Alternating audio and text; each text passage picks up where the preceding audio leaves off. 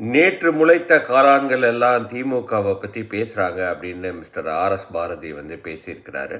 அவர் பேசினது mister Vijay and Aadhav Arjun அவங்களோட அந்த ஃபங்க்ஷனை பற்றி தான் பேசுகிறாரு அப்படின்றத பற்றி நமக்கு எந்த ஒரு கொஸ்டினும் கிடையாது. அதே மாதிரி நீர் பூத்த பூ போல் 1977 சடனாக உதிச்சவர் தான் மிஸ்டர் எம்ஜிஆர். அந்த எம்ஜிஆர்னால தான் திமுகவுக்கு 15 வருஷமாக ஆட்சி கட்டலில் உட்காரவே முடியல. அதுக்காக நான் விஜயும் எம்ஜிஆரும் ஒன்றுன்னு சொல்லலை. யாரையுமே நம்ம அண்டர் எஸ்டிமேட் பண்ணக்கூடாது அப்படின்றது தான் என்னோடய கான்செப்ட் இயர்.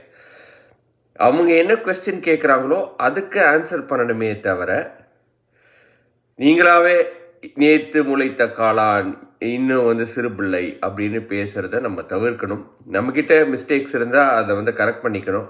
நம்மக்கிட்ட மிஸ்டேக்ஸ் இல்லையா, லெஃப்ட் ஹேண்டில் டீல் பண்ணிவிட்டு போயிட்டே இருக்கலாம். அதை தான் நீங்கள் இப்போ பண்ணிகிட்ருக்கிறீங்க.